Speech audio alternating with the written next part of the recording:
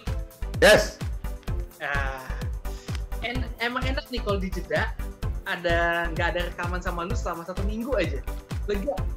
Lebih plong ya, rasanya lebih plong ya. Sama, gue juga ngalamin hal yang sama sih. Lebih lega sebenarnya. Jadi mungkin Sobat Healthy bertanya-tanya nih, kita kan sempat miss 1 episode. Nah, mereka pengen tahu nih, Bud. Kemarin partner gue si Budi ini kan ketangkep polisi. Jadi ceritanya itu dia emang lagi memang pasangan mesumnya, terus dia gancet. Nah, ditangkap lah sama polisi. Nah, bisa nggak Bud tuh ceritain nih gimana pengalaman lu gitu? Terus kenapa bisa sampai kayak gitu? Enggak. Sebenarnya yang gue bingung tuh cepunya siapa gitu. Padahal gue udah merahasiakan ini sebetulnya dari Intel gitu. Yang gue bingung kok bisa ketangkap juga gitu. Cepunya lu jangan-jangan ya maksud gue ya. Jadi, Sobat Healthy, kali ini kita akan membahas tentang topik yang lagi viral saat ini dan sebenarnya beberapa kali sering kejadian, Bud. I see. Waktu gue nggak tahu ya tentang lu ya, tapi waktu gue dulu masih muda gitu, gila, lebih muda lagi gitu kan. Nah, kadang-kadang itu berita yang viral ini itu suka nongol di koran-koran tertentu. Oke. Iya, gua tahu koran itu memang suka memunculkan berita-berita yang headline-nya luar biasa pokoknya. Iya. itu koran yang pas zaman gue sama Budi SMA itu depannya P ya, atau ada inisialnya LM. Nah. Bukan gue bisa tahu lah. Enggak. LM tuh maksudnya lambe murah kan? Oh iya, lambe murah. Nah, Yan, pertanyaanku gini, peristiwa gancet sebetulnya gue baca juga, gue juga lihat lagi viral. Gue tuh bingung ya, maksudnya pasangan mesum gitu. Apakah itu memang hukuman dari sang ilahi maksud gue bahwa gancet? Tapi sebelumnya boleh nggak lu cerita dulu secara medis gancet itu apa gitu? Maksudnya pendengar kita tuh langsung belak-belakan aja. Lo ngomongin apa sih gitu loh? To the point aja ya. Oke, jadi gue jelasin dulu ya. Mungkin ada beberapa yang tahu juga tentang itu. Jadi pasang-pasangan yang mesum akan ditemukan ada hidup, tapi dalam keadaan sedang penetrasi, yaitu penisnya itu sudah masuk ke dalam perutnya, tapi nggak bisa keluar, gancet, kejepit.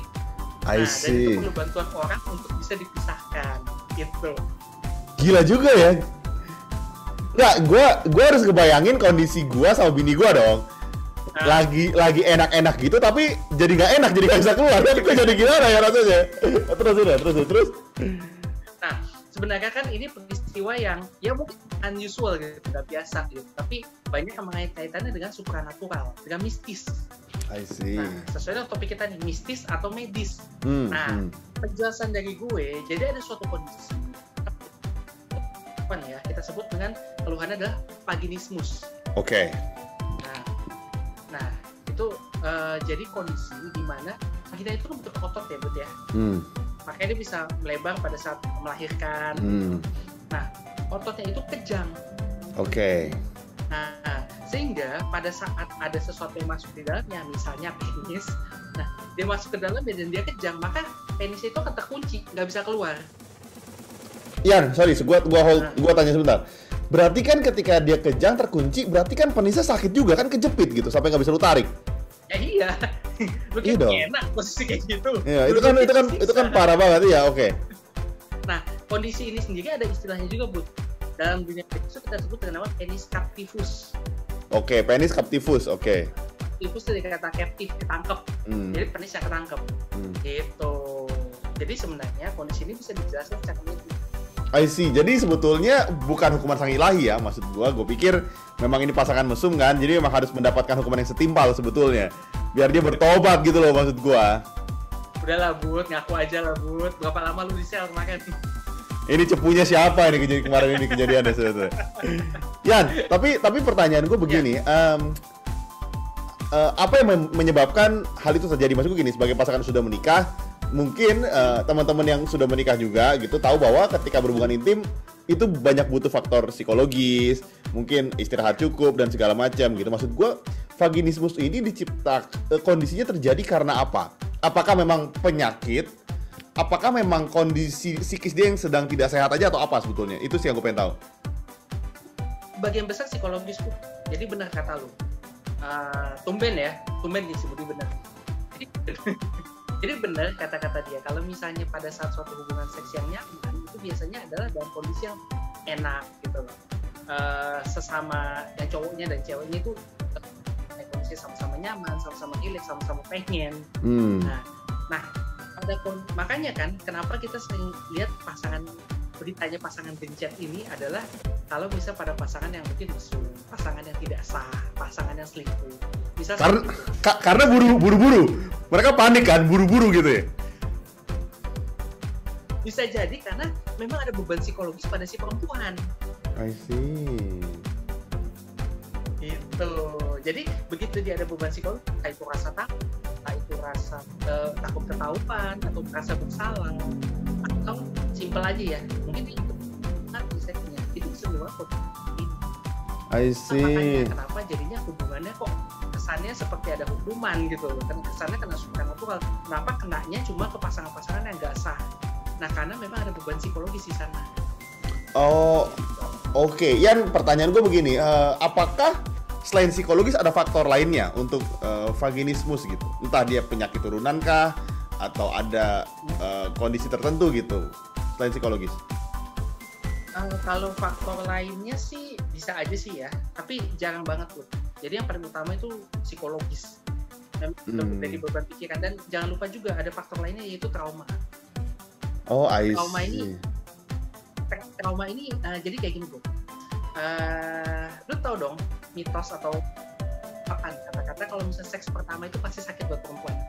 Iya, itu umum. Umum. Padahal nggak selalu kan. Tapi kan kalau lu sama istri lu, gue tahu kan cerita istri lu soal sama gue. Nggak enak banget tuh Adrian tuh, gerasa gerusuk, maksa, kayak nggak bikin nyaman. Waktu itu kalau itu gue tahu. Jadi itu kayaknya mungkin buat beberapa orang bukan mitos kayaknya. Dia tuh nggak ngerti gitu, mesti masukin kemana gitu. Terus. Nah, jadi rasa trauma misalnya ya, gue kasih case misalnya satu contoh itu perempuan yang pernah mengalami rasa sakit yang luar biasa, misalnya kecelakaan, atau mungkin pernah dia sensitif lah terhadap penyakit dan dia takut banget sama rasa nyeri. Nah, begitu dia mendengarkan ungkapan-ungkapan seperti itu, otomatis dia berpikiran kan dia kan pada saat malam pertama yang dibayangkan dia adalah pasti ada rasa sakit. I see. Nah, kondisi itu sendiri bisa memicu terjadinya vaginismus. Tapi satu yang mesti ditahu ya, vaginismus ini ada derajat yang berbeda-beda. Oke. Nah, pada saat yang kita temukan di pasangan gencet itu, yang di penisnya sampai kejepit, nah itu udah kita bilang tuh vaginismusnya berat, karena dia kesannya itu udah benar-benar seperti orang kejang. Ada juga beberapa yang ringan gejalanya. Misalnya pada perempuan yang mungkin pada saat hubungan itu kan harus ada lubrikasi yang cukup. Jadi perempuannya harus lebih basah. Jadi penisnya bisa gampang masuk. Nah, pada kondisi yang ringan itu bisa nyebabin lubrikasinya nggak jalan. Gitu. I see. Sehingga justru rasa takut dia bisa sakit malah menyebabkan dia malah jadi sakit karena dia jadi nggak bisa menikmati. I see. Ian, kalau gitu gue boleh share sedikit ya, maksud gue ini buat teman-teman mungkin agak sorry, tapi buat beberapa korban pelecehan seksual gitu ya, seperti pemerkosaan, berarti kemungkinan situasi ini terjadi dalam kondisi itu ya, karena kan kondisi terang-terang tidak nyaman sebetulnya. Banget. Makanya pada kondisi yang mengalami pelecehan seksual atau bahkan sampai perkosaan, ya itu memang cenderung menimbulkan trauma yang mendalam. Yang mendalam bukan cuma trauma psikis ya, tapi trauma fisik. Gitu. Jadi mungkin lu tahu ceritanya kalau bisa melalui visum. Tahu nggak? Jadi kalau bisa pada korban-korban seperti itu biasanya minta melakukan visum kepada kepolisian, terus dicek di rumah sakit atau pada dokter. Itu kan di film-film yang di luar negeri tuh suka ada tuh, misalnya kayak CSI, Crime Scene Investigation, nanti ada keluar laporannya. Nah, luka-luka yang kita temukan itu biasanya luka itu bisa antara ringan dan bisa sampai berat juga. I see. Yan gue boleh nggak? Terus itu. Oh ya. Dan berat itu terjadi bisa karena disengaja atau tidak. Maksudnya disengaja ini, misalnya pelaku kekerasan itu benar-benar melakukan selain kekerasan seksual, jadi kekerasan fisik juga. Atau mungkin maaf ya, kelaminnya dimasukkan sesuatu yang semestinya gitu, alat-alat. Atau ya itu tadi, padahal si wanita ini sendiri belum siap dan memang nggak akan siap gitu kan, ini seperti ini. Sehingga terjadi tear itu kayak semacam robekan. I see. Robekan yang bisa meluas ke daerah. Jadi maksud gue benar banget kata-kata lu, Bud. Balik lagi ke vaginismus gitu ya, bahwa dalam kondisi yang ringan korbannya perempuan. Maksudnya karena kan perempuan lebih tersakiti gitu maksudnya. Nah, untuk pasangan mesum ini kebetulan dua-duanya jadi kesakitan dan terima akibatnya gitu kan.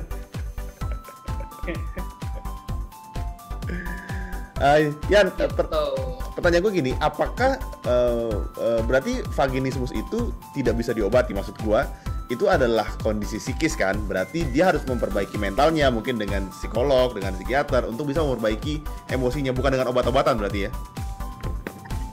Jadi vaginismus itu bisa diobatin, Bud.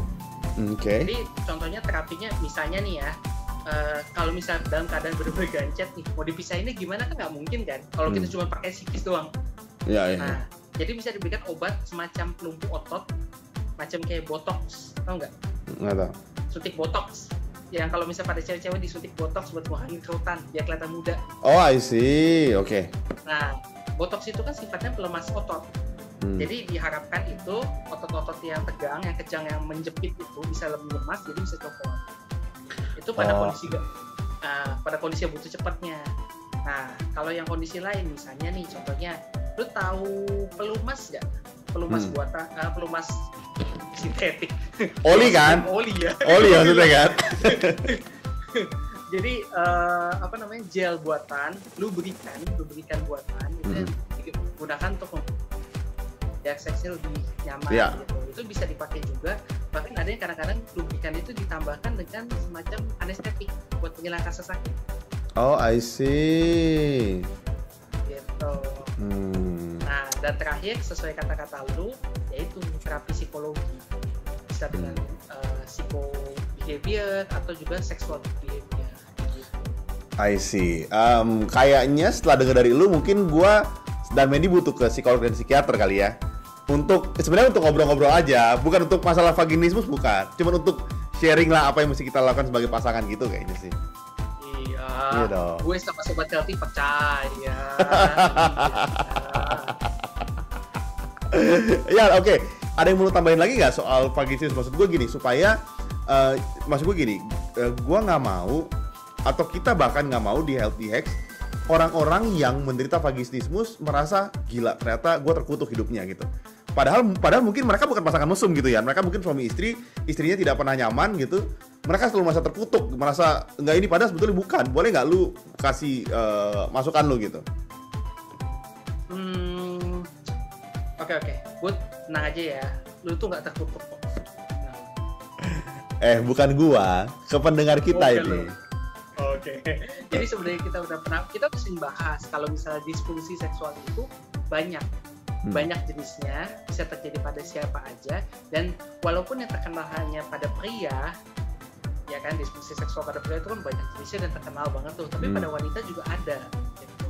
Nah, kalau misalnya pada Sobat Healthy misalnya ada yang memiliki gangguan seperti itu, nggak usah takut, nggak usah malu, nggak usah merasa ini adalah suatu hal yang tabu gitu. Karena ini adalah sebenarnya kesehatan untuk medis juga gitu, kesehatan seksual maksudnya. Lu bisa konsultasi, cari orang-orang yang memang ahli di bidangnya. Contohnya misal andrologi ya, itu untuk laki-laki. Terapi psikoterapi misalnya dengan psikolog itu juga sebenarnya kalau memang diperlukan juga nggak usah takut, nggak usah cemas, bahwa suatu normal. Tandanya lu ada kelainan, itu bukan tandanya lu sakit jiwa, itu bukan tandanya lu ada orang terkutuk ya.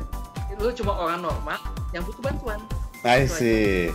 Itu bagus tuh, maksudnya kita tuh cuma orang normal yang butuh bantuan gitu. Kadang-kadang kita terlalu takut meminta bantuan untuk hal yang dianggap tabu, padahal mungkin itu dialami banyak orang di sekitar kita gitu. Jadi buat teman-teman, kita mau bilang bahwa kalau kalian dengar mitos-mitos tertentu, terutama yang menurut kalian sepertinya kok ini tidak rasional gitu, atau bahkan menurut kalian rasional tapi ternyata ini tidak sehat buat mental kalian, coba deh konsultasikan ke dokter gitu. Jangan sampai ternyata hal itu malah mengganggu kalian secara psikis, akan efeknya jadi kemana-mana gitu. Dan gue mau info juga, podcast kita akan tayang setiap hari Senin dan Kamis. Maaf karena kemarin gue ketangkep ada cepunya memang, jadi kemarin sempet nggak tayang. Jadi kita akan mulai tayang rutin lagi setiap Senin ini.